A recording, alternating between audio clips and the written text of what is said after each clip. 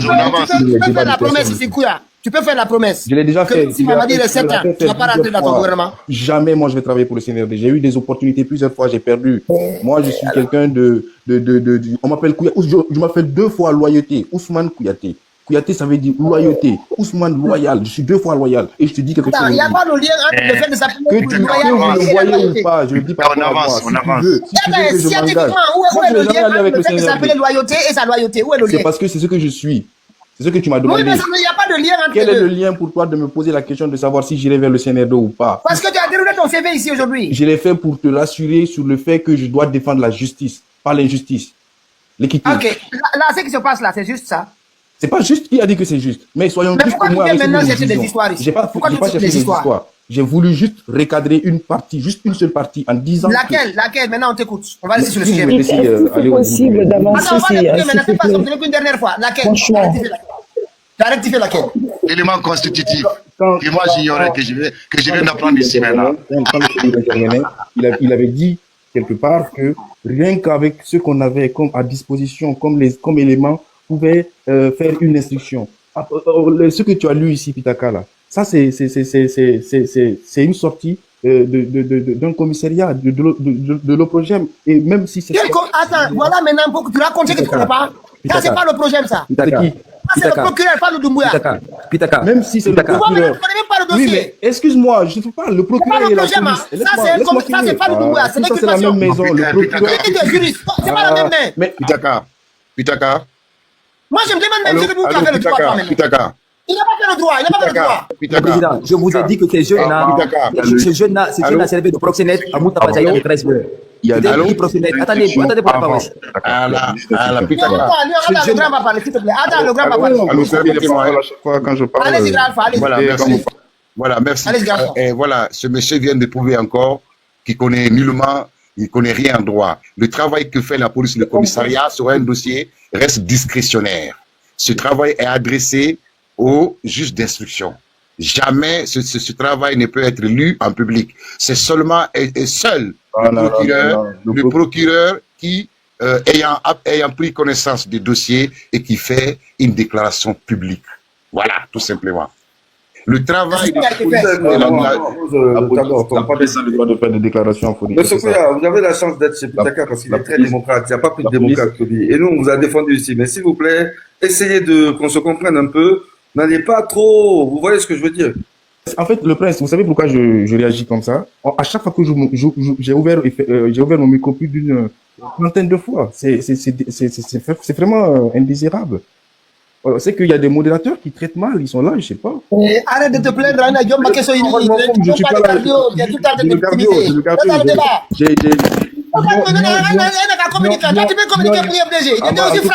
aucun d'entre vous ici ne m'aide pas en communication. D'accord. Ça se voit comment tu te plains depuis que tu arrives dans la presse. Non, moi je me plains pas du tout. C'est ma façon d'être. Monsieur Kouya, je vais vous dire là. Attends, Pete. 2 secondes, Pete. Depuis tout à l'heure, on vous écoute. Vous ne dites rien de bon. Vous ne dites rien de bon et vous endormez tout le monde. Vous enfermez tout le monde et nous sommes fatigués. On veut avancer dans ce qu'on fait comme travail ici. Franchement, si vous n'avez plus rien à dire, descendez parce que moi je commence à m'endormir. Il a tué mon appétit. Non, prophétie, c'est PDG, ça va encore, tu vois. Tu es venu me mélanger ça, je me suis embrouillé avec une autre fois.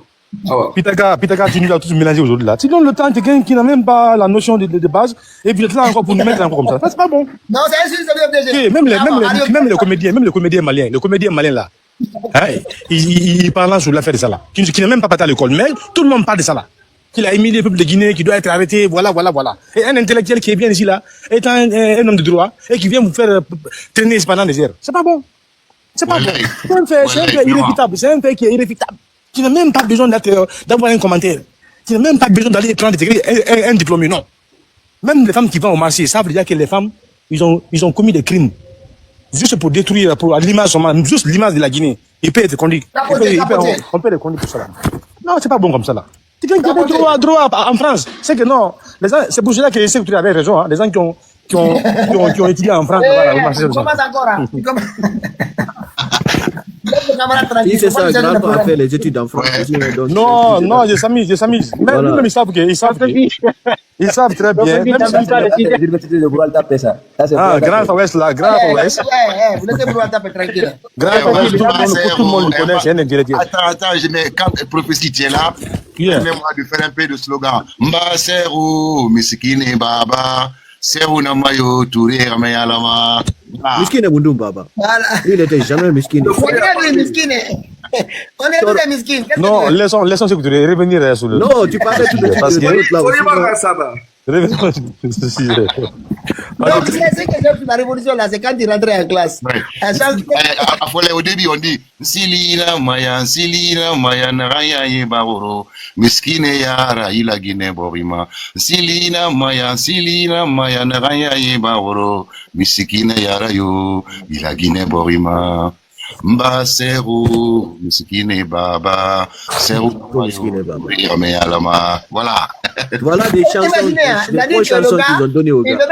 Il ne veut même pas être le président des riches, hein. C'est le président des miskines. Ouais, Miskine.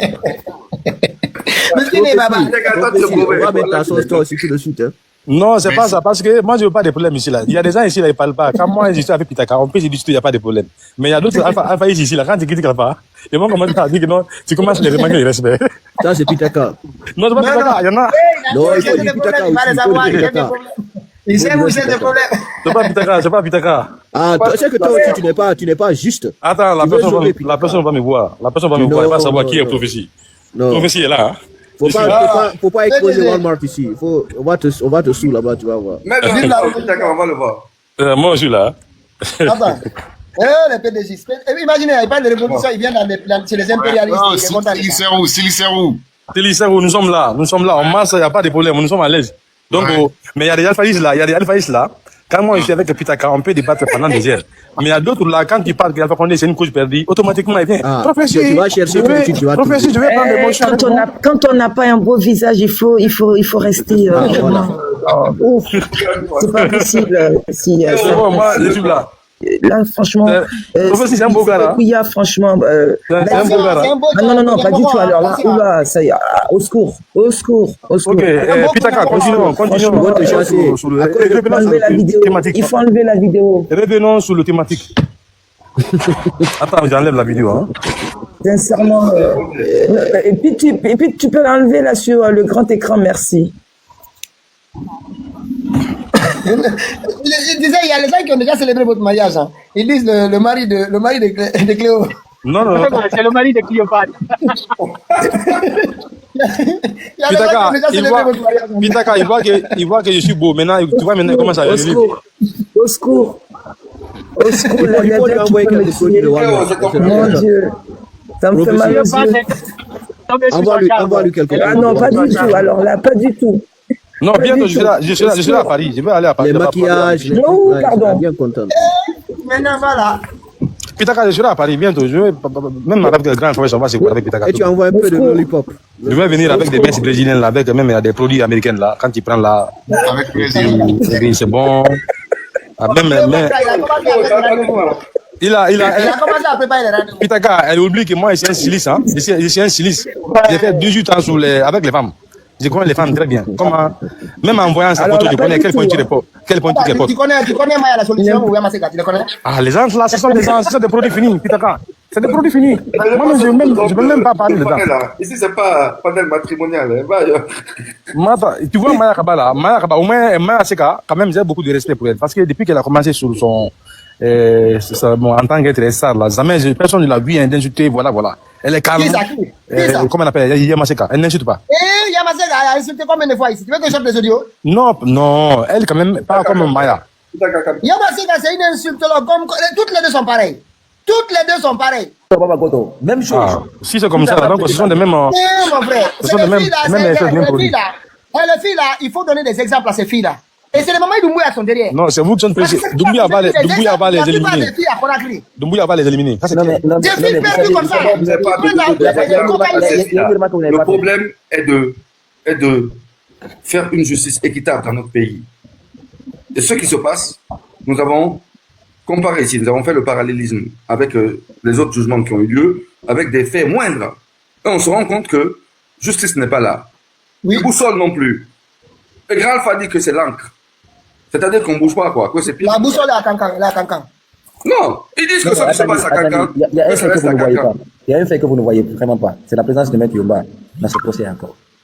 Cet avocat véreux a pris l'habitude de non, c'est un avocat. Laisse tomber. Ça, c'est un avocat. Non, mais attendez. Mais il a dit non, laissez Lyon parler. Hein. Franchement, parce que je suis déçu. Je suis sincèrement déçu. Il exerce ses fonctions. Il faut comprendre. Il fait son métier. Voilà. Un avocat n'a pas de camp spécifique. Attendez, s'il vous plaît. Maître Yomba s'est fait connaître dans une éloquence ici, à travers le montage des mots, dans un dictionnaire, je ne sais pas où il prend ses dictionnaires et tout ce qui suit. Mais le cas de Toumba, qu'est-ce que ça a donné? On en est où? On en est où? C'était son client préféré. Si Maître Yomba a été connu dans ce pays, c'est grâce à Toumba. Au moins, il devait continuer le combat pour Toumba. Élucider le cas de son maître. Lyon, je suis tout à fait d'accord avec toi, quel qu'en soit voilà, le montant qu'on te présente. Moi, sincèrement, je serais à la place de M. Yomba, j'aurais refusé ce dossier. Vraiment. Un dossier aussi visible, un dossier aussi sensible, On prend les dossiers. non, mais en fait, je suis désolée. Moi, l'éthique compte énormément pour moi. Énormément. On a des avocats alors. Mais attendez, il ne faut pas mélanger. Hein. C'est vraiment, faites attention. Oui, mais. Parce que le métier qu'ils font. Écoutez. Sincèrement parlant, comme l'a dit Lyon, il s'est fait connaître lors des procès du 28 septembre et tout. Et il a eu une certaine admiration. On s'est dit que voilà, c'est un avocat qui est droit dans ses bottes et tout. Et il prend pas n'importe quel dossier. Mais ce type de dossier-là, moi, en tout cas, non, mais je donne mon avis. J'ai le droit de donner mon avis. Je serai avocate. Il y a des dossiers que je ne prendrai pas. Franchement, pour rien au monde, parce que dans ce bas monde, on va tous partir un en un, ok? Mais qu'on parte avec une certaine. Qui va défendre les criminels maintenant? Les criminels, c'est les avocats véreux qui les défendent. C'est des avocats véreux. Non, mais parfois, l'accusation est criminelle. Attends. Non, mais je suis désolée. Ce sont des avocats. Moi, j'appelle ces avocats-là, c'est des avocats qui prennent des dossiers, qui savent que leurs clients sont des criminels de haut niveau et qui prennent ce dossier-là, qui défendent ce dossier-là. En fait, ils n'ont pas de foi. C'est la démocratie. Non, c'est ça la démocratie. Justement, je n'en disconviens pas. Que c'est ça la démocratie. Mais pour moi, l'éthique compte. Je ne prendrai pas un dossier aussi sale comme ça. Franchement, pour ma personne et pour ici-bas et dans l'au-delà, franchement, je ne pourrais pas me regarder dans le miroir. Moi, je ne le ferai pas. Je ne le ferai pas. Vous penchez un peu vers la foi. Maintenant, comme on vous l'a dit de la journée, un avocat, c'est-à-dire que la popularité d'un avocat se résume sur comment dirais-je, ces cas qu'il a su remporter, que ce soit maintenant sur des cas où comment on appelle ça, l'homme ou la personne qui défend soit sur la bonne voie ou sur la mauvaise voie. Lui, à partir du moment où il gagne le case, c'est là que vient sa popularité. Non, tout simplement, un avocat est un auxiliaire de la justice. Exactement. Donc, il travaille avec, donc il n'y a rien à dire là-dessus. Même pour les procès, non, je vous comprends tous, je vous comprends tous.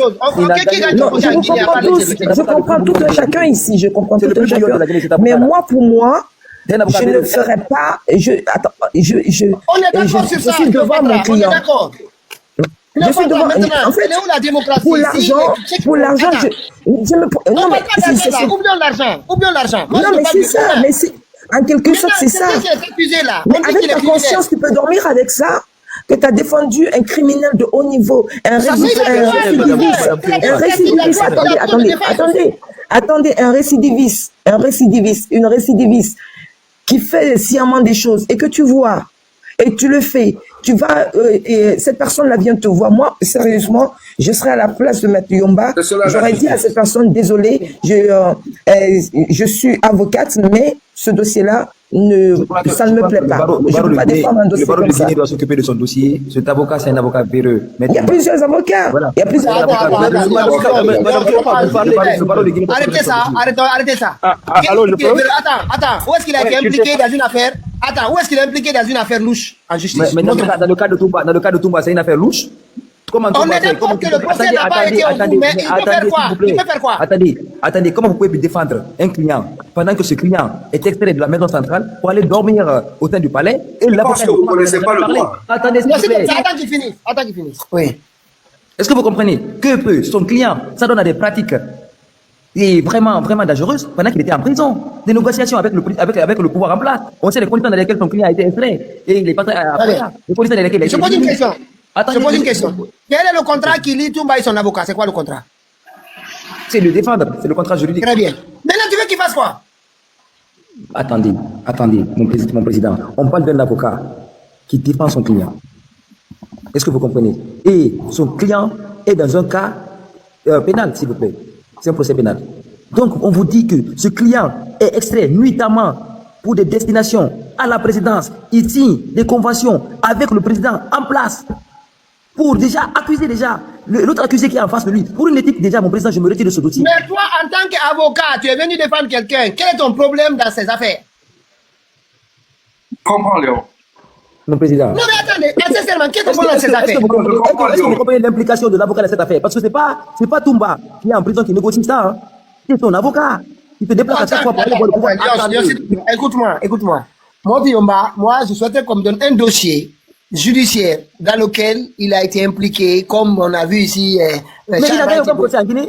Mais oui, ça arrive. Attends, s'il te plaît, qui gagne des procès en Guinée? Ok, personne ne gagne des procès en Guinée. C'est l'exécutif, il fait ce qu'il veut. On connaît ça en Guinée, notamment des procès politiques. On ne peut pas. Ils font ce qu'ils peuvent. Mais en même temps, là, au-delà de ça, moi, ce que je voudrais qu'on comprenne dans ce pays, c'est qu'en 1959, le camarade avait interdit la profession d'avocat. Personne n'avait le droit d'être défendu.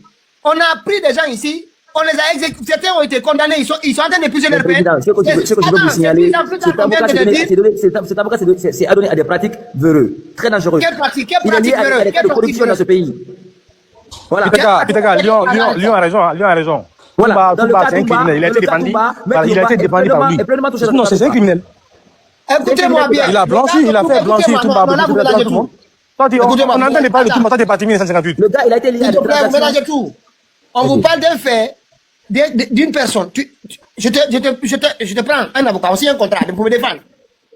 Tu me défends comme je veux.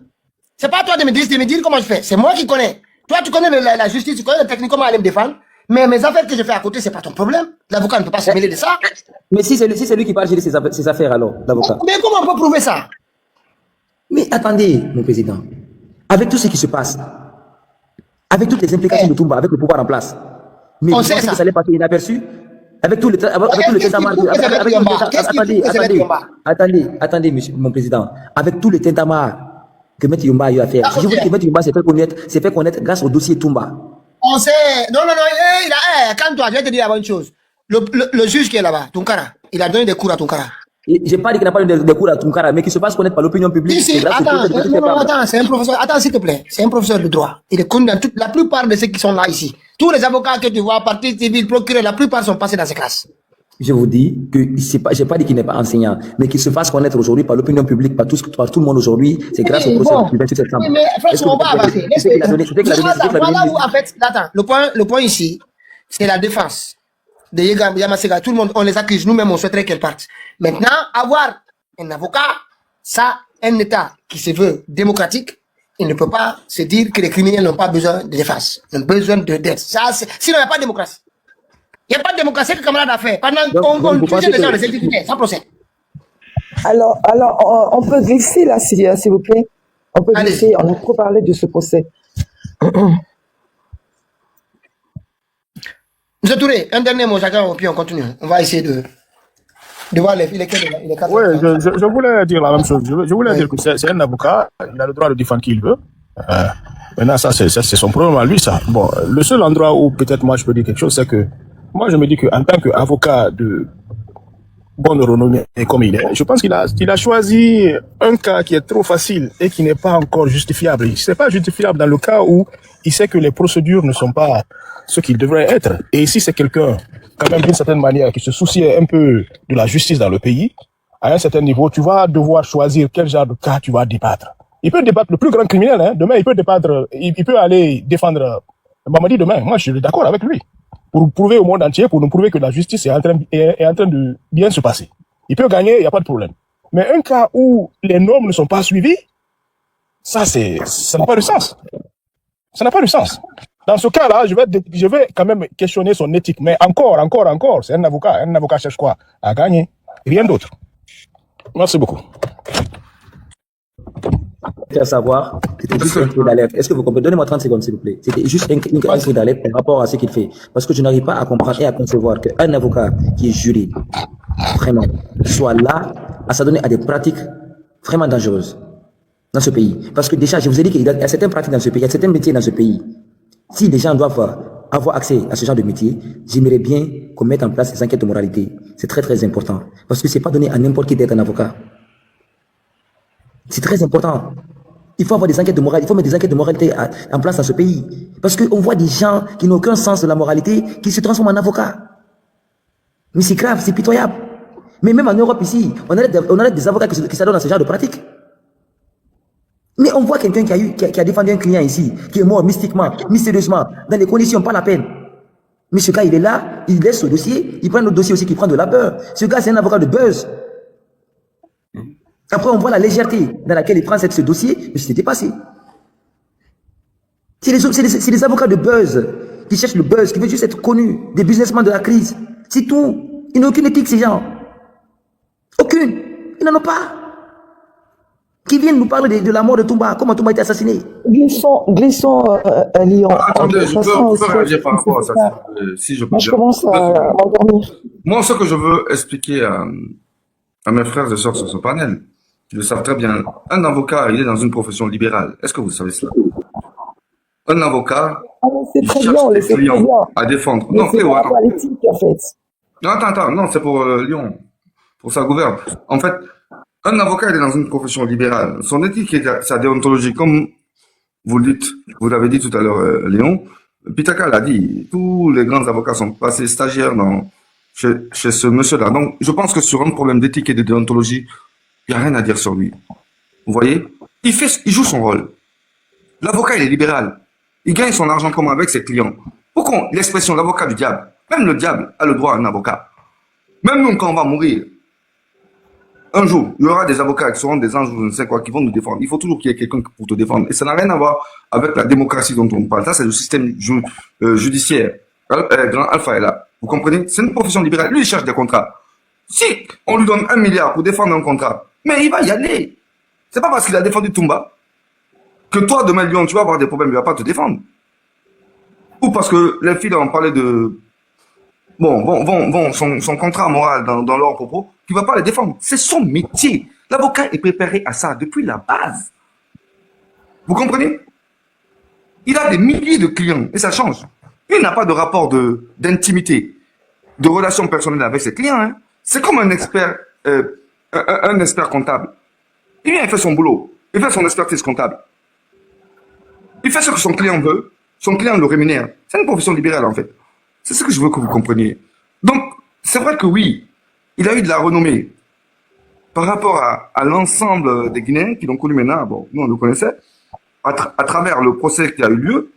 Mais de là, le juger qui ne doit pas juger d'autres personnes, c'est comme s'il arrêtait sa carrière à Toumba.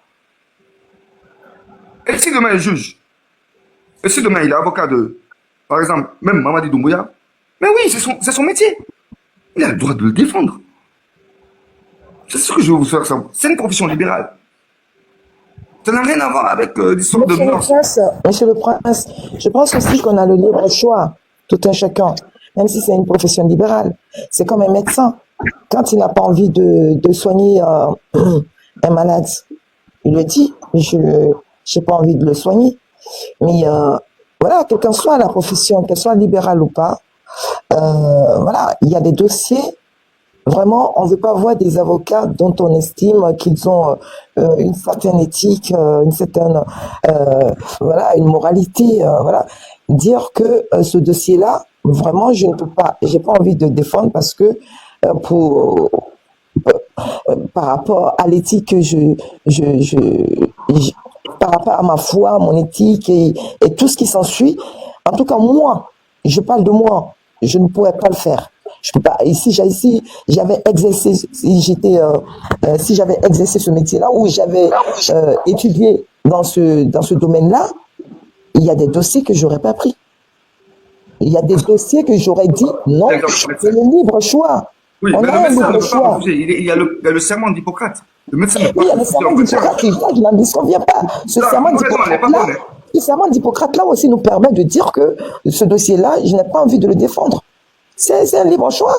Il le fait. On n'a pas justement nous à le juger. Il fait ce qu'il veut, c'est ça. Non, je ne le juge pas. Non, je ne le juge pas. Je dis tout simplement que franchement, moi, je suis un peu dessus. C'est tout, je ne le juge pas. Oui, ça c'est vrai. Mais lui, il fait son métier. C'est ce que je veux que tout le monde comprenne. On a le droit d'être déçu, mais il fait son métier. Ça, c'est clair et net. Et ce maître est dans son rôle.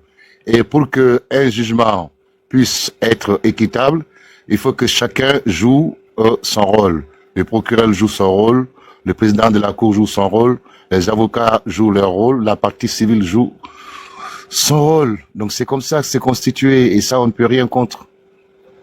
Et voilà. Après, le choix revient aux avocats de prendre tel dossier ou ne pas prendre, comme dit Madame Cléopâtre. Mais c'est obligatoire que tout justifiable soit défendu, surtout devant une cour pénale. Voilà, tout simplement. Même si l'intéressé n'a pas d'avocat, l'État est obligé de lui trouver ce qu'on appelle avocat commis d'office pour qu'il soit défendu, parce que c'est comme ça. Pour qu'un procès soit équitable, il faut qu'il y ait ça. Il faut que le prévenu ou l'accusé soit défendu. Voilà. Grand frère, ouais, vous savez que même les commis d'office aussi peuvent refuser des dossiers. Oui, il n'y a pas d'obligation, il n'y a aucune obligation de prendre un dossier. On te propose, on fait la proposition. Tu peux dire que tu n'as pas le temps, tu es surchargé, tu as d'autres dossiers, etc. Il n'y a pas de souci là-dessus. Mais ce qui est sûr et certain, est l'accusé, on va lui trouver un avocat. Si on fait la proposition à un avocat ou une avocate qui ne peut pas, qui dit être surchargé, on trouve un autre. Mais il faut que lui, il soit défendu lors du procès. C'est une obligation. Voilà. Afin qu'il puisse être équitable le procès. Tout simplement. Donc, d'où il suit, quand je vous ai dit tout à l'heure, je pensais que j'allais être compris quand j'ai dit que les avocats sont des auxiliaires de la justice. Ça suffit pour comprendre que, voilà, leur rôle est indispensable. Voilà, tout simplement. Maintenant, voilà, c'est qu'on tourne la page là. Ouais. Oui, on va tourner cette page-là. Quand même, il y a quelque chose d'important qui est passé inaperçu depuis. Il y a quelque chose qui est passé inaperçu depuis quelque temps. Et c'est quelqu'un qui m'a... Et pourtant, je suis quelqu'un, je suis très adepte. Mon sport favori, en fait, celui que je regarde, c'est ça, MMA. Il y a un Guinéen là, je ne sais même pas, il n'est pas... En fait, parce que ce championnat-là, je regarde rarement, c'est le GMC en Allemagne. Le fight club de GMC. C'est le l'UFC, c'est le MMA en Allemagne. Comme l'UFC, etc. Il est là, Mamadouba. C'est lui qui a gagné. Je t'assure dans sa catégorie. Allez regarder, hein, si vous allez vous taper GMC, Mamadou, victoire de Mamadouba, vous allez un peu parce que on peut pas mettre le combat ici parce que sinon ils vont bloquer le live. Vous allez regarder le combat, franchement, c'est un très très beau combat. Franchement, un très très beau combat. Il a un très très beau combat. Allez voir, parce qu'il ne veut pas accepter. Ils ne vont pas accepter que si jamais ils vont bloquer le live. Voilà, pour ceux qui sont dans.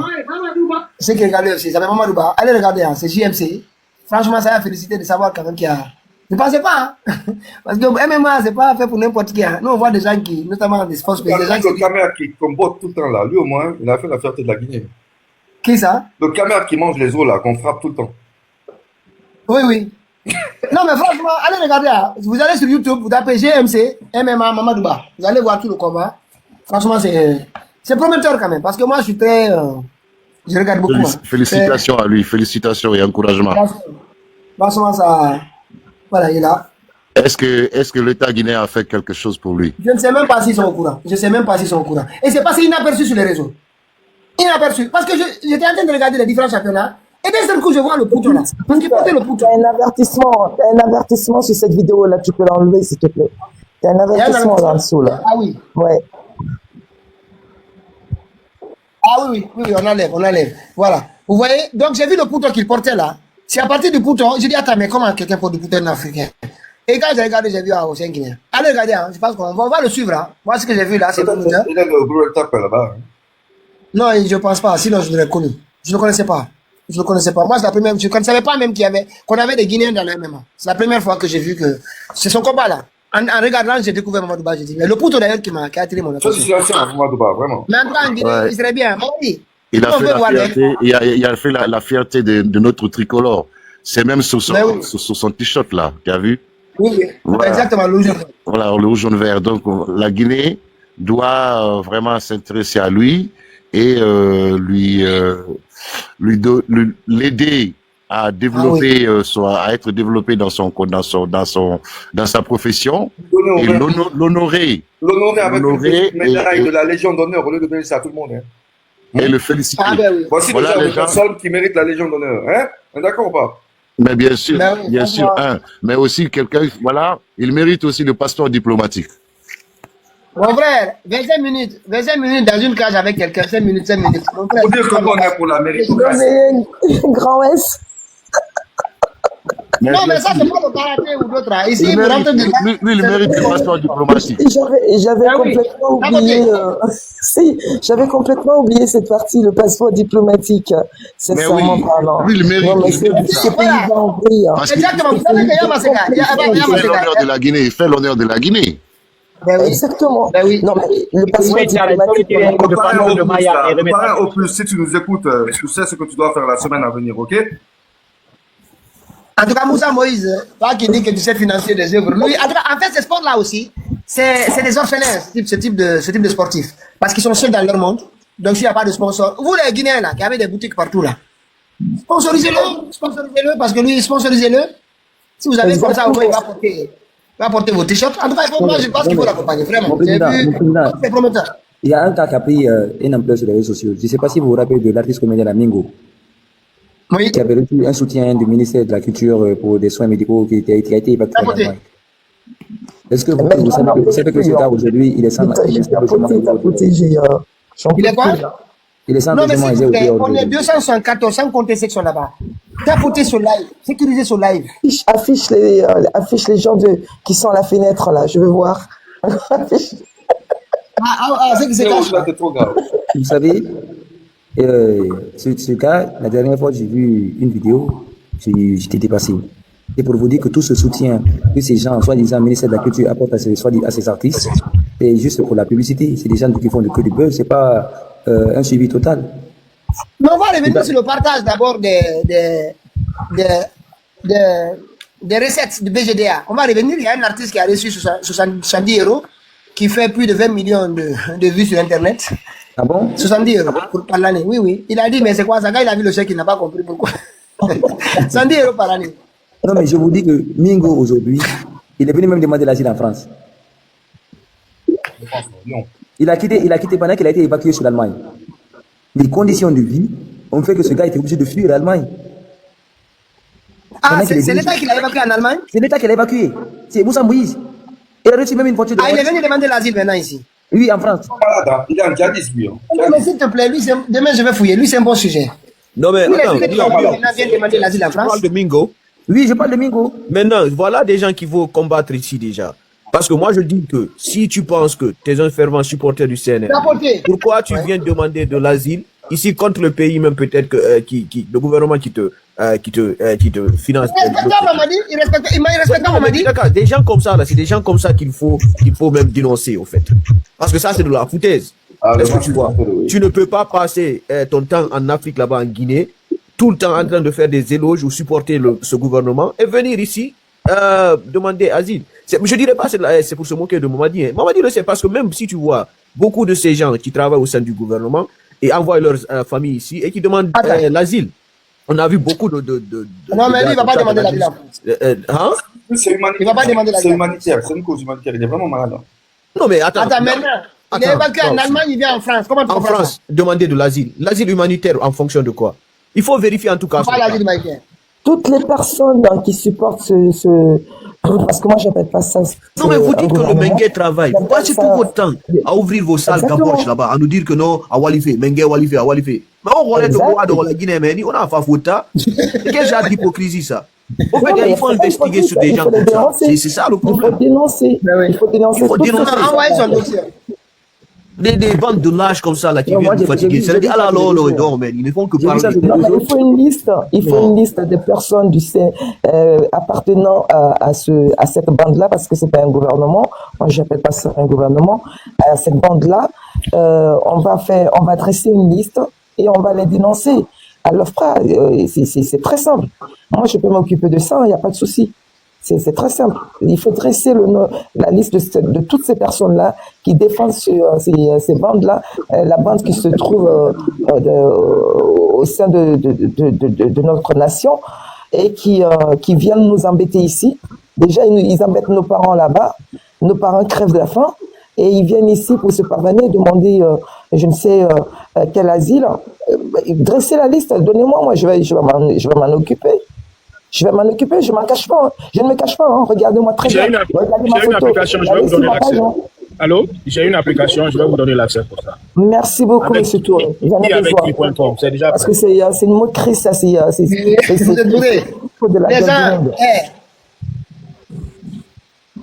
Justement, moi, je suis d'accord avec Dimas. C'est des gens à dénoncer parce qu'il a eu le soutien du gouvernement. C'est le gouvernement qui l'a amené en Allemagne pour se soigner. Renseignez-vous. Il y a sa photo. S'il a déposé une demande d'asile, moi, c'est sa photo que je vais envoyer à l'OFRA. Ils vont le découvrir parce qu'il t'envoie ta photo. Renseignez-vous seulement s'il a déposé une demande d'asile. Je vais aider Mamadi, tu vas rentrer en Guinée. C'est le paradis, non? Vous allez tous vivre là-bas. Tout ce qu'on dit, c'est paradis. Ceux qui disent que c'est pas paradis, il n'y a pas de problème. Tous ceux qui disent que la Guinée, c'est un paradis. Renseignez-vous juste. Moi, j'attends qu'il reste plus de 3 mois. S'il reste plus de 3 mois, ça veut dire qu'il a déposé une demande d'asile.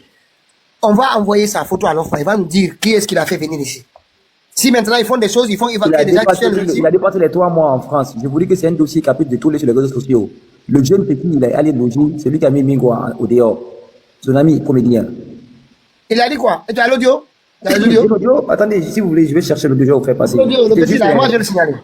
C'est juste un cas qui a pris beaucoup. Parce que moi, je me dis qu'il a reçu, il est venu par une évacuation sanitaire du ministère de la Culture, dont Moussa nous avait fait beaucoup de tintamarre par rapport à ça. Il y a eu une assurance sanitaire pour les artistes et tout ce qui suit. Mais on voit que ce gars descend en Allemagne. Après, tout part en cacahuète. Il se retrouve en France à demander l'asile. Oui. Jusqu'à aller loger chez son ami artiste, après qu'il le met au dehors. Vous vous imaginez? Non, mais qu'il rentre au paradis. Qu'il aille au paradis. Qu'est-ce qu'il cherche? Il n'y a pas que lui, hein. Il n'y a pas que lui.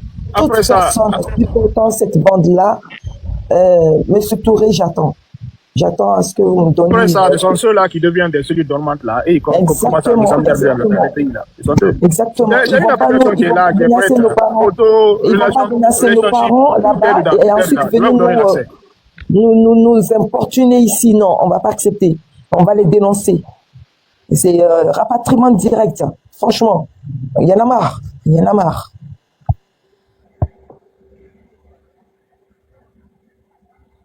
Le dossier de l'incendie de l'industrie de poissons et de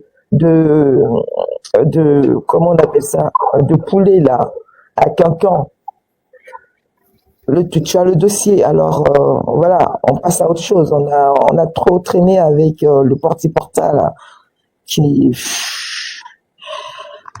Il y a un vrai dossier là pour les Guinéens. Tu l'as, non, Pete?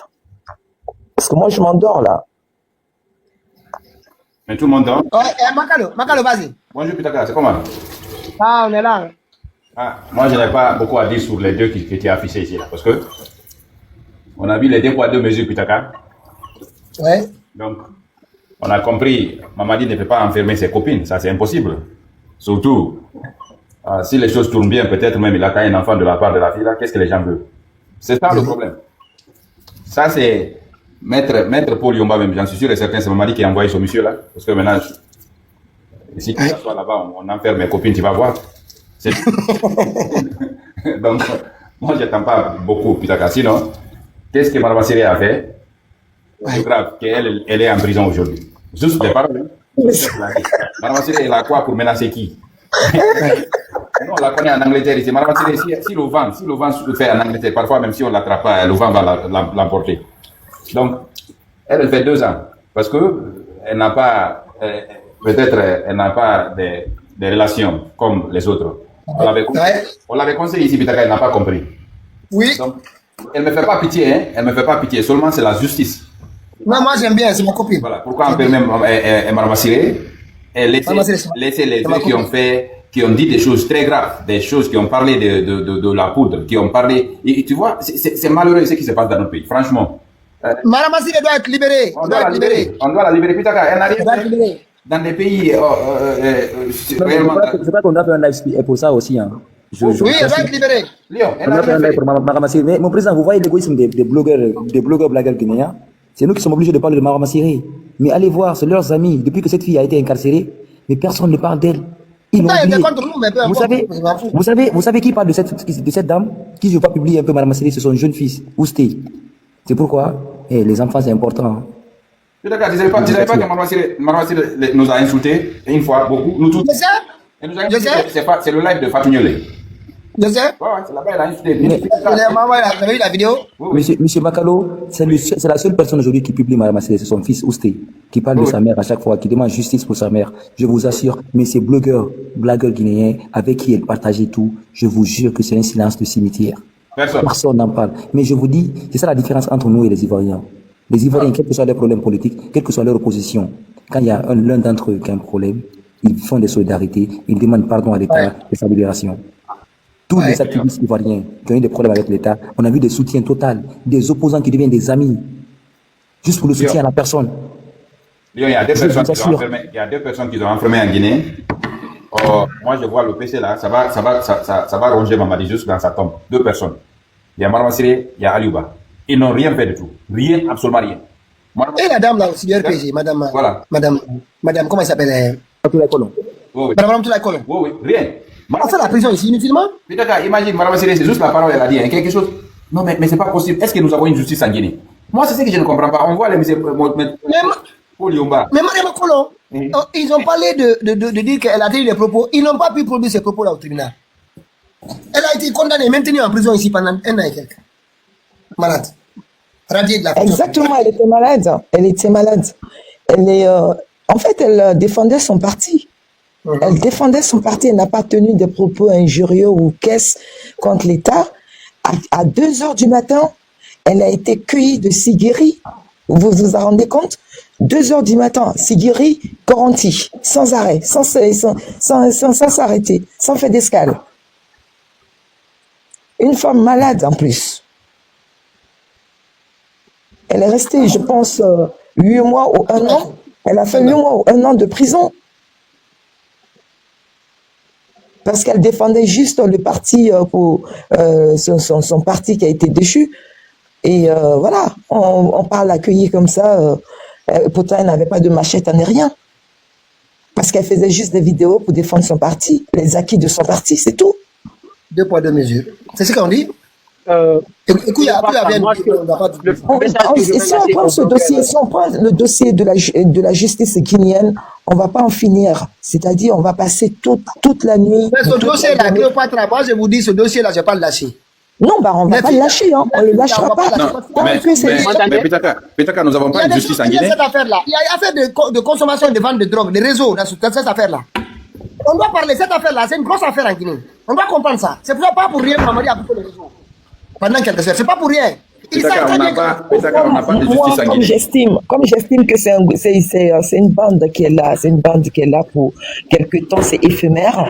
Donc, que ces 2 personnes sachent que nous, on va pas lâcher le dossier parce qu'ils vont partir tôt ou tard, ils vont partir. Ils sont presque à la fin de leur projet, de leur truc là, de leur marmaille là. Ils sont presque à la fin, mais que ces 2 filles là sachent que on va pas lâcher l'affaire. Comment on appelle ça? Les produits prohibés là et les enrichissements illicites là. On va pas lâcher même un iota. Elles vont nous dire d'où venaient, si, même s'ils partent demain après-demain, hein, on ne va pas les lâcher. Parce que de la manière dont on a traité toutes ces personnes-là, injustement arrêtées pendant des années et des années qui sont là et qui ne peuvent même pas se traiter, même un traitement. Regardez le docteur Diané. Il a été cueilli et, par exemple, il a eu son opération. Aujourd'hui, le lendemain, il a été emprisonné. Il a été emprisonné, il est gravement malade. C'est le cas de Kassori, etc., etc. Donc, voilà, c'est des dossiers qui sont vides. Bill Gates, il est là-bas, pourquoi? On ne sait même pas, on ne connaît même pas son dossier. Alors, qu'on ne vienne pas nous dire demain, oui, ayez pitié, mais il n'y aura aucune pitié parce qu'ils n'ont pas eu pitié pendant 4 ans et demi.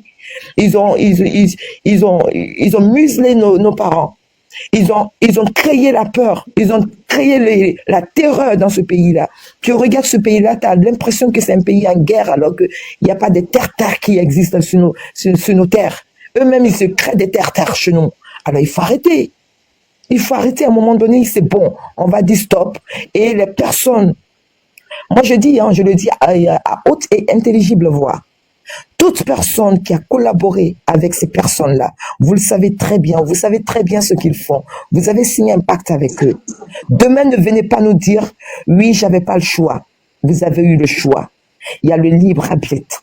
Vous avez eu le choix. Comme nous, on a eu ce choix-là de dire non, qu'on ne veut pas. On ne voudra même pas. On ne veut pas s'approcher d'eux. Alors, le sang versé de nos parents, le sang versé de nos frères et sœurs, vous allez l'assumer. Qui ne dit rien consent, alors vous êtes aussi complice de ce qu'ils font. Donc, vous ne venez pas demain nous dire quoi que ce soit. On va appliquer la loi comme elle se doit. Point barre. Maintenant, on peut passer au dossier de Cancan, là, s'il vous plaît. Cléopatra, regardez l'affaire de drogue. C'est aujourd'hui le reportage. Je ne vais pas me dire c'est hier. Voilà. Un expatrié et un Guinéen ont été présentés à la presse. Le premier cas, un Franco-Algérien interpellé le 3 avril à l'aéroport Ahmed Sékou Touré avec 10 kg de cocaïne et 9 500 $. Le second, arrêté à Kamsar en possession d'environ 1 kg de cocaïne, explique Foloko Solopodi, commissaire principal de police et chef de division de la direction centrale de la lutte contre le crime organisé. Le nommé Wassim Boutif, porteur de passeport français et d'origine algérienne, puis en filature par nos hommes, a été interpellé le 3 avril 2026 à 15h à l'aéroport, porteur de drogue cocaïne et un montant de 9 500 $ US. De sources sûres, bien introduites, une équipe de notre service est rendue à Kamsar sous la conduite de la source et a procédé à l'interpellation du nommé Bounoussa Bangoura, en flagrance et porteur d'1 kg de cocaïne dissimulé sous sa jaquette. Interrogé, il dénonce le nommé Lloyd Teta comme étant son fournisseur. Ce dernier est interpellé aussitôt du côté de Bokeh. La quantité de drogue saisie, le premier cas, c'est 10 kg de cocaïne, après test confirmé positif. Le deuxième cas, c'est 1 kg de cocaïne saisie du côté de Kamsar. Face à la presse, les deux individus interpellés reconnaissent les faits qui leur sont reprochés. C'est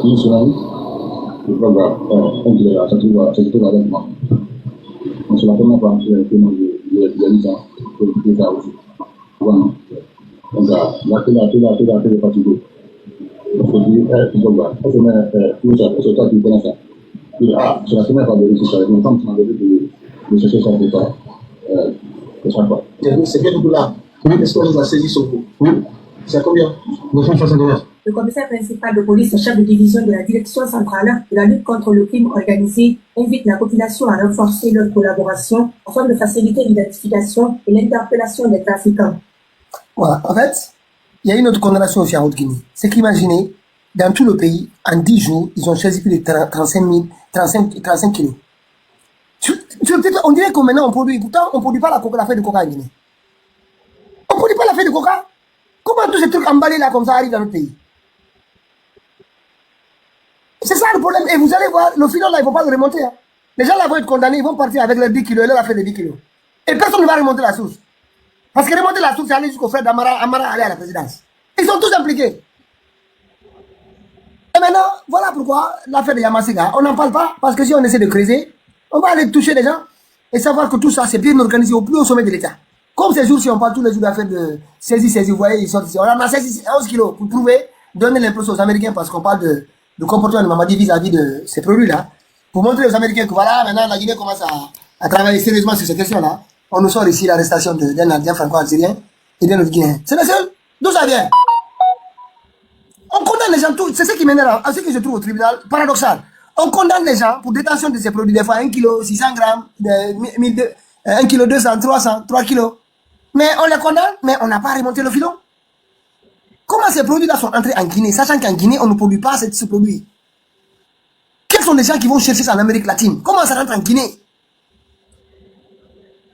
Quand même, on n'est pas proche. Si c'était et vous les voyez maintenant, les jeunes qui vont chercher la chambre indienne, le maréchal de la Sierra Leone, qui prennent des camions et mettent ça dans des bottes, ils vont faire tout un tintement, voilà, ça vient des camions, ça vient, ils commencent à emmerder les jeunes. Tout ça doit être interdit, en Hollande ou autre, c'est chaque fois ce qu'ils veulent. Mais vous, ce que vous faites là, c'est notre niveau. C'est notre niveau, plus au sommet de l'État. Donc nous, ce que nous vous demandons, d'où viennent ces produits? D'où viennent ces produits? Quels sont les gens? Amaral, je parlé ici plusieurs fois, on sait, son papa était trafiquant de drogue. Lui aussi a été élevé dans ça. Et son frère serait impliqué dans cette affaire. Donc nous, on veut savoir. Yamaseka ne va parler. Il donc nous dire si toutes ces saisines. D'accord. Non, mais attendez. En fait, au lieu de parler de moi, je vais te dire la vérité. Les questions que tu poses, la justice guinéenne connaît la provenance de tout ça. C'est la justice qui est corrompue. Il n'y a pas de justice en Guinée. Voilà la vérité. Ils sont au courant de tout. Parce que ces gens-là qui vont arrêter, c'est les mêmes qui vont les blanchir après, qui vont les sortir. On n'entendra plus parler d'eux. Donc, on va même pas chercher loin. Une Française, une copine d'Amara qui a été libérée aussi, même chose, à la centrale. Non, mais attendez. Avant le coup de trahison de Mamadi, en 2021, mais les grandes gueules de Mamadi, de Marabout de Paris, étaient sur une enquête. Sur une grande saisie une grosse saisie de quantité de poudre colombienne dans une résidence à Monco. Il y a eu beaucoup d'arrestations. Beaucoup d'arrestations. Cette affaire remontait jusqu'au niveau de la présidence. Regardez ce qu'on dit ici. On dit entre 2019 et 2020, la Guinée-Conakry s'est consolidée comme un pôle de transit stratégique dans le corridor ouest-africain de la cocaïne, relié en Amérique du Sud à l'Europe. Cette période a été marquée par une intensification des flux de groupes de drogue, une augmentation des saisies dans la région et une protection présumée des réseaux de trafic par des acteurs de haut niveau. Et c'était Mamadi et son groupe. Donc c'est sur eux pour ça qu'on devait mettre. Mais la famille Kaba, exactement. Merci beaucoup pour les précisions dans les commentaires. C'était la famille Kaba. Et il y a un jeune de cette famille Kaba qui avait été même arrêté au Mali par la justice guinéenne, qui a été extradé. Alors qu'on avait lancé un mandat d'arrêt contre lui. Ce gars avait été extradé en Guinée, il était incarcéré à la maison centrale. Ce dossier était suivi de près par ce petit vaurien qu'on appelle inspecteur Colombo, qui est devenu le mouton de Tabaski, de l'Aïd de Mamadi. C'était un dossier qui était suivi de près. Hein. C'est pourquoi je vous dis que le coup de trahison de 5 septembre, c'était un instinct de survie. Mamadi devait être arrêté dans les jours qui suivaient. Le professeur Alpha Condé avait pris conscience de beaucoup de maux au sein de sa gouvernance. Il a su que les hommes les plus proches de lui, au plus haut niveau de l'État, étaient dans les trafics de stupéfiants. Donc le groupe de Amara, le groupe de Bafoué, le groupe de Fabou et tout ce qui suit. Bala Samoura. Mais Bala Samoura, c'est le parrain. Bala Samoura, c'est le parrain de tous les Libanais en Guinée. Toutes les dépravations de mœurs en Guinée, Bala Samoura est le premier, c'est le parrain. Depuis autant d'Alpha Condé, il ne faisait que se nourrir de ça. Autant d'Alpha Condé, Bala Samoura roulait dans une Jeep orange clair. Quand il était commandant de la gendarmerie régionale de Conakry, ces gens, ils ont eu tous les privilèges de l'État dans ce pays-là. Alpha Condé s'est opposé même au général. Écoutez ici, là, le cas de saisie de drogue, là, en mars 2022, vous allez savoir que les Mamadi Doumbouya, c'est pas même. Cette affaire-là de Yamasega, c'est pas une petite affaire. C'est pas une petite affaire. C'est à cause de cette affaire de poudre. Écoutez juste ici, rapidement, après je passe la parole. Face à ce détenu qui est décédé en prison. Oui, on parle d'un certain Moustapha Kaba, dont le procureur général annonce le décès le 20 septembre dernier. On dit qu'il est décédé à la maison centrale des suites d'une crise d'épilepsie. Ouais. Donc Moustapha Kaba il a été déposé à la maison centrale le 22 mars dernier. Donc ce mandat de dépôt probablement en attente de jugement pour des faits présumés de détention, vente et consommation de substances psychotropes. Ils ont mis entre parenthèses le chanvre indien. Ouais. Donc il est décédé d'une crise d'épilepsie et le procureur a demandé à ce que le corps soit rendu à la famille mortuaire pour procéder à son inhumation.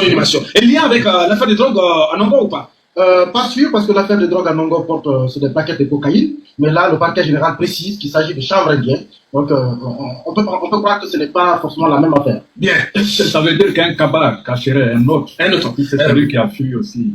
Mais c'est son Mes parents. Oui, allez-y, Yacouma. Et moi, surtout, j'aimerais insister sur ce feuilleton-là. Ahmad Sani, qui a arrêté ces narcotrafiquants, il croupit en prison. Ouais. Presque dans la même, bon, je ne disais pas dans la même cellule, mais en tout cas dans la même maison de détention. Il croupit en prison, très malade, et je n'aimerais pas demain entendre que celui-ci aussi est parti. Ouais. Parce qu'à tout moment, il est obligé de faire des contrôles cardiaques. Je ne sais pas si cela est une manière d'encourager désormais nos hommes habillés à arrêter les narcotrafiquants ou si c'est pour les décourager. Ouais. Ahmad Sani croupit en prison depuis, alors que c'est lui qui a fait arrêter les narcotrafiquants. On les conduit dans la même prison. Maintenant, quelle raison, Koumba? Quelle raison? On suppose qu'il y a des plaquettes qui ont disparu au moment de la vérification. Mais vous savez, les narcotrafiquants sont très intelligents. Ouais. Quand ils négocient avec vous, et cela, je dois cette prudence à un véritable fric français, Olivier Mas, qui a écrit le livre L'espion, Profession espion. Ouais. Et il dit, en fait, les narcotrafiquants, quand ils négocient avec vous, vous refusez. Une fois ils sont en détention à l'interrogatoire, ils déclarent une très grande quantité. Hein. Comme ça, on va dire, mais où est le reliquat? Vous aussi, vous partirez parce qu'il faut que vous sortiez le reliquat. Il faut faire très attention avec le traitement infligé aux forces de défense et de sécurité. Bien dit. Dans le traitement, en tout cas, de feuilletons liés à la drogue. Bien dit. Ouais. Parce qu'à tout moment, il est obligé de faire des... En fait, c'est ce qui s'est passé. Ça, c'est en 2022. Tout ça, ils ont noyé. Et même le jeune là qui avait été assassiné à l'époque, dont on parle pour lequel on évoque ici le cas de crise d'épilepsie. C'était pour essayer de... Parce qu'il y avait un grand débat autour de la saisie de Nanongo, dont parle Lyons là. Pour retrouver ça, on entend qu'une autre saisie de drogue, il y a un jeune qui est décédé à la maison centrale et tout le monde s'est mis à parler de ça. Donc, l'affaire de Nanongo est tout fait. Vous savez, le cas de ce jeune Kaba là sont liés au cas de Barakala Kaba. Et imaginez maintenant, celui qui a poussé à l'arrestation, ceux qui ont procédé à l'arrestation de ces voyous là, détenant c'est une grande quantité de drogue, de poudre colombienne. Il se retrouve à la maison centrale avec les personnes qu'il a arrêtées. Dans la même maison centrale. C'est-à-dire, qu'est-ce qu'il s'agit? C'est l'assassiner, à l'intimider, il sait quoi? Parce que c'est eux. Alors, putain, Maman, on va parler de ça. Bonne journée. Je vais quitter le live là. Je suis fatigué là. Vous avez vu l'aménagement de nos îles, tout dernièrement, qui était inoccupé, et tout ce qui suit. Toutes ces îles aujourd'hui servent d'entrepôt. C'est très important. La Guinée, aujourd'hui, c'est un narco-État. Un véritable narco-État. Vous voyez, aujourd'hui, on assiste, à chaque fois que moi je rentre sur les réseaux sociaux, quand je m'imprègne des informations, je vois qu'il y a des femmes innocentes qui sont arrêtées au niveau des aéroports et tout ce qui suit. Oui. Allez voir nos compatriotes guinéennes qui sont arrêtés en Tunisie, au Maroc, à Dubaï, et partout dans les aéroports internationaux. Il y a beaucoup de femmes guinéennes. Vous ne comprenez pas cette ampleur, parce qu'on n'en parle pas. Ces blogueurs, blagueurs ne sont pas payés pour parler de ça. Mais ils sont très très rapides à taper sur Tango, ou bien celui que le nouveau garde rapproché de Mamadi, qu'on appelle, c'est son nom qui m'échappe un peu là. Kilo. Mais pendant que le véritable problème se trouve au palais, c'est Amara. Amara est le secrétaire général de la poudre colombienne en Guinée. Amara est le nettoyeur de Mamadi. Son frère. Amara, la seule spécialité qu'il connaît dans ce pays-là, c'est la vente de la poudre colombienne. C'est le seul héritage que son père l'a légué. C'est la seule chose qu'il a appris de bon dans ce pays. Ça seulement, il le maîtrise. Il maîtrise ce domaine, ce petit-là. Et puis, il le fait sans trace. Toutes les petites filles que vous voyez aujourd'hui, ces petites dames qui quittent l'Europe, qui rentrent en Guinée aujourd'hui, servent de mules.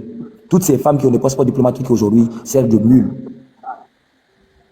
C'est pourquoi, deux fois, quand ils font des problèmes, ils doivent les couvrir. Parce que ces femmes ne doivent pas parler. C'est très important. L'enquête n'aboutit jamais. L'enquête n'aboutit jamais. Parce qu'elles sont dans un réseau de prostitution et de trafic international de drogue. International. C'est pas un petit réseau, hein. C'est un grand réseau qui s'étend de la Guinée au Maghreb, au Moyen-Orient, en Europe et aux États-Unis. C'est un trafic de drogue international et de prostitution. C'est ça le Mamadi. C'est pourquoi on l'appelle le parrain. Mais quand vous allez, vous trouvez nos pauvres mamans qui sont arrêtées parce qu'aujourd'hui, avec la crise qui secoue la Guinée, nos mamans n'ont plus le diable par la queue. Donc il y a des femmes mal intentionnées qui viennent voir nos mamans pour leur dire que bon, voici un colis, tu le transportes d'un point A à un point B, je te paye 3 000 €, 4 000 €. Mais vous vous imaginez pour un Guinéen, une femme qui ne gagne même pas 50 € par mois, qui tire le diable par la queue, qui se fait proposer 4 000 € pour un voyage. Regardez, vous avez vu nos mamans? Regardez, attends, vous avez vu? Regardez, c'est nos mamans qu'on prend dans les aéroports, dans tout. Regardez nos mamans. Regardez comment elles sont. C'est des innocentes. C'est à elles qu'on donne. Regardez la quantité là, comment tout cela est emballé, regardez. Ça, c'est nos mamans qui donnent ça. Mamadi Doumbouya et Amara et le palais, c'est eux qui sont dans ça. Sinon, qu'est-ce que les vieilles là, ça, c'est quoi dans ces produits-là? Et ça même pas l'effet de ces produits. Ça même pas ce que ça signifie. C'est quoi? Et ça même pas c'est quoi? Et ça même pas c'est quoi? Et ça même pas dans quoi ils s'embarquent. Mais à cause aujourd'hui de la crise dans le pays, ils tirent le diable par la queue. Et puis on les rassure, on dit que c'est facile.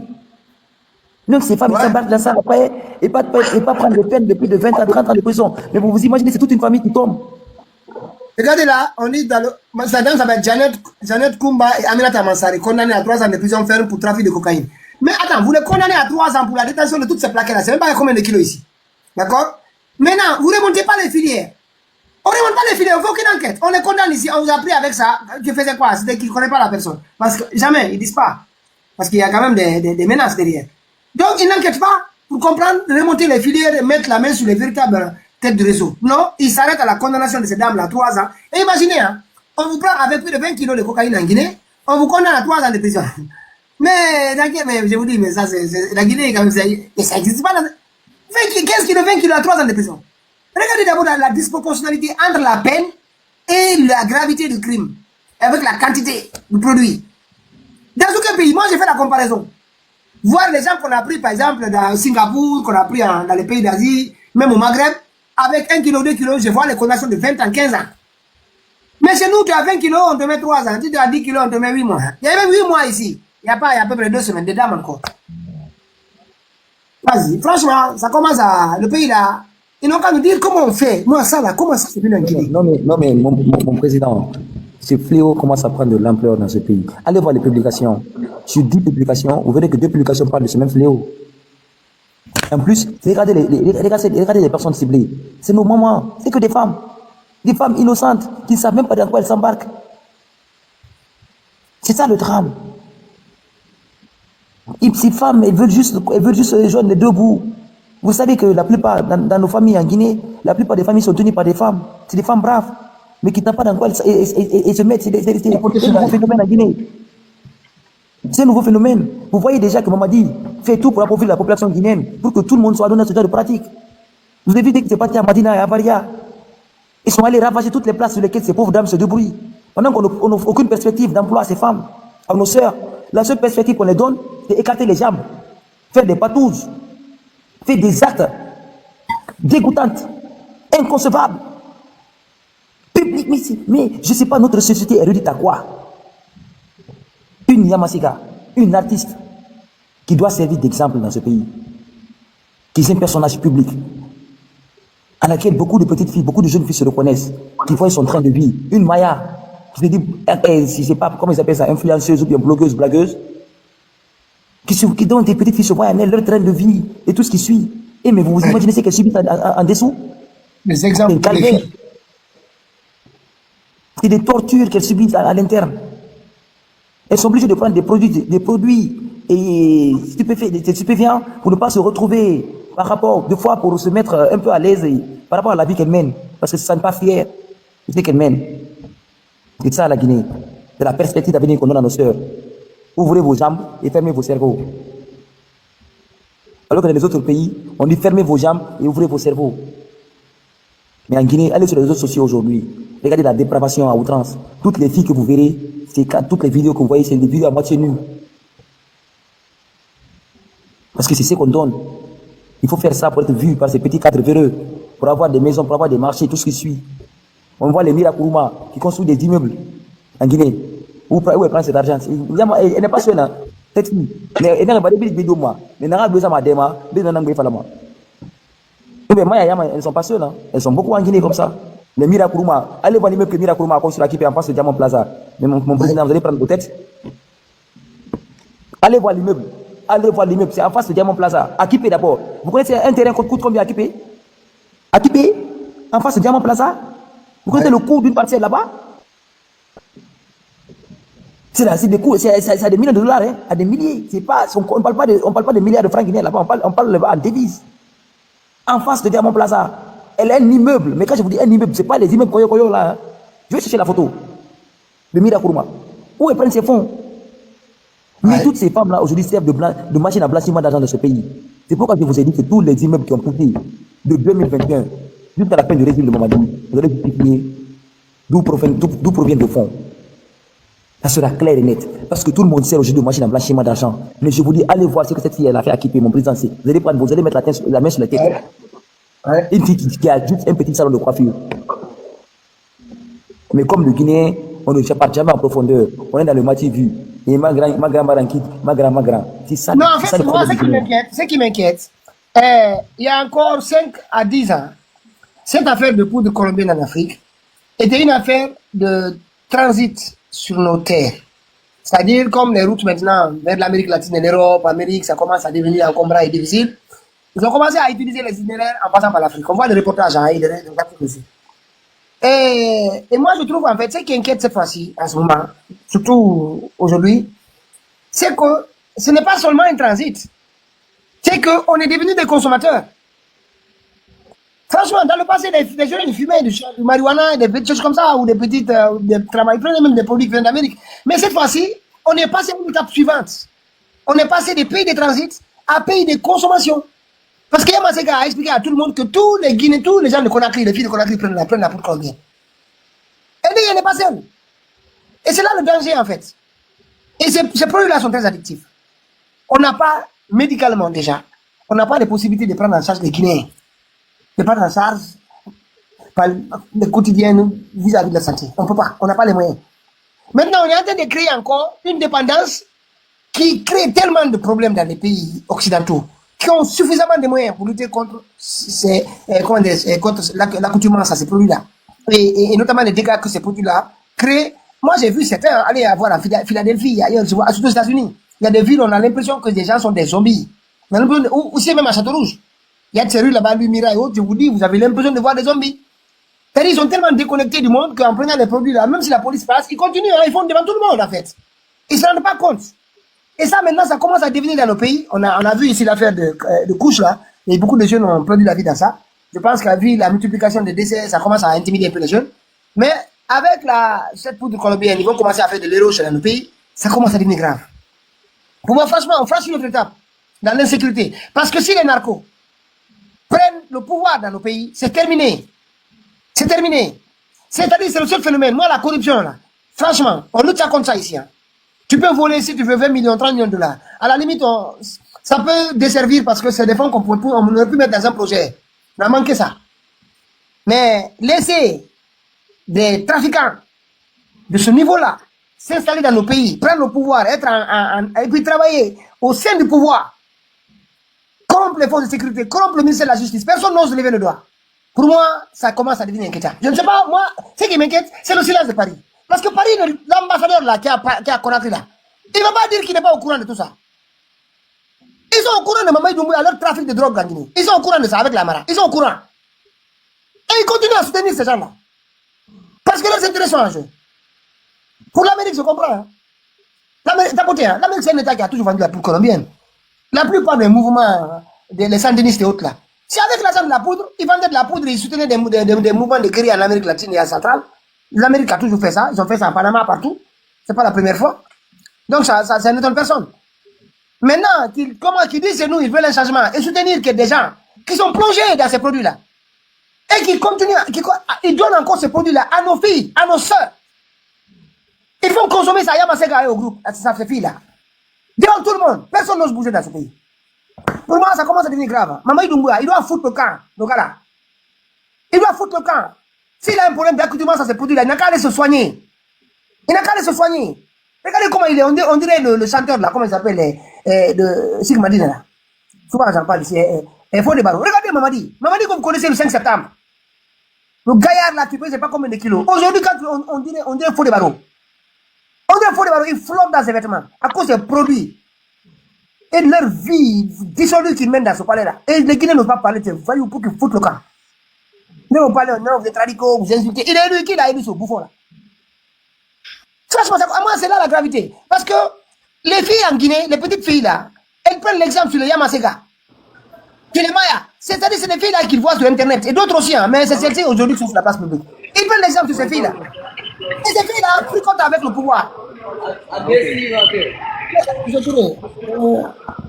Allez-y, c'est pas qu'ils sont pas la parole. On va passer au sujet suivant. Parce qu'il y a un rapport d'Amnesty International qui sort annuellement, c'est pas seulement sur la Guinée, mais le constat sur la Guinée, c'est encore aggravé. Voilà.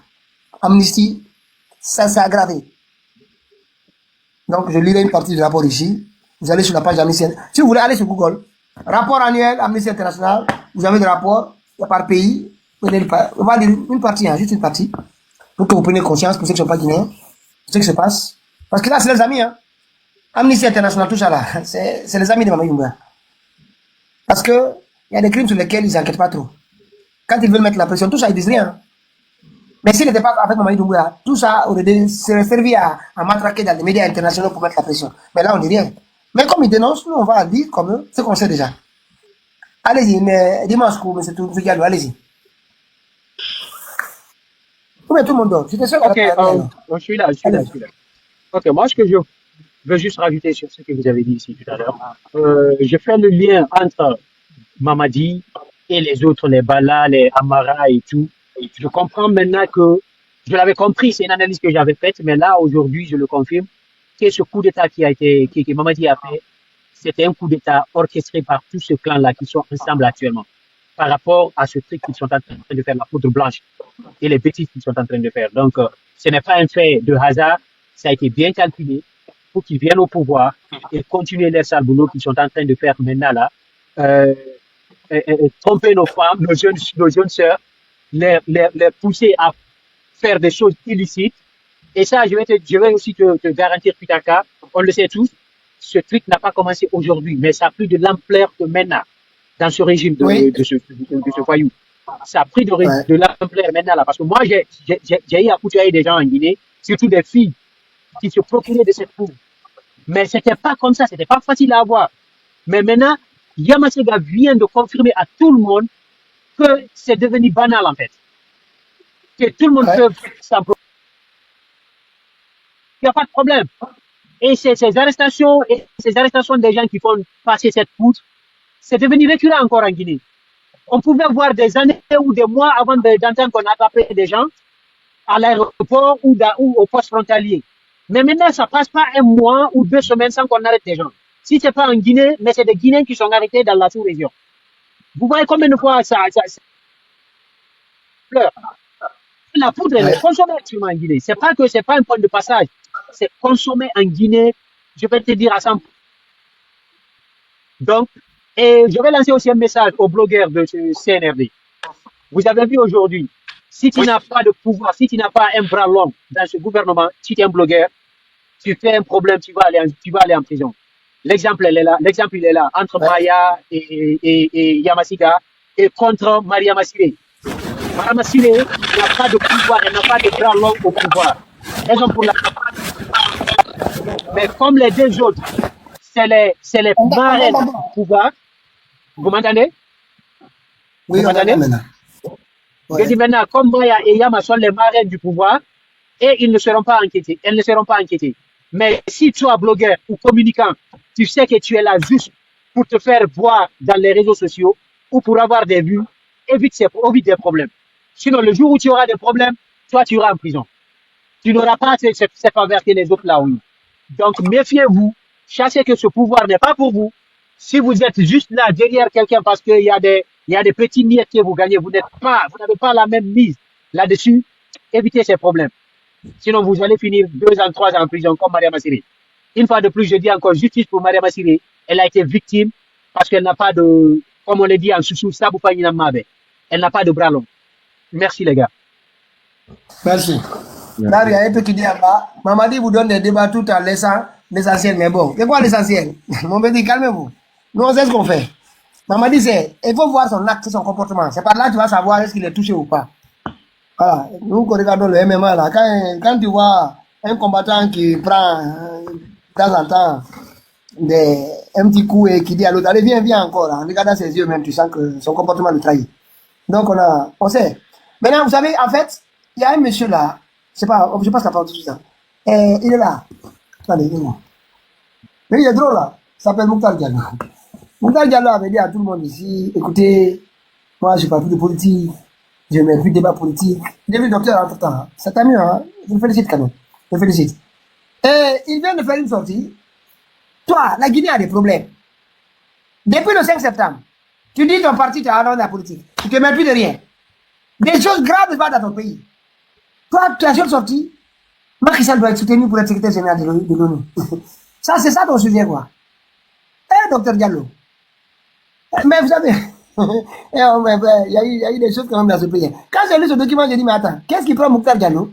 Il dit, il est trouvé au président Bassirou Diomaye Faye. Monsieur le président, votre deuxième mandat dépend en partie du sort de Macky Sall à l'ONU. Ah bon? Donc, c'est-à-dire, maintenant, vous voulez faire du chantage, quoi. Si je ne soutiens pas Macky Sall. Maintenant, franchement, vous qui parlez là,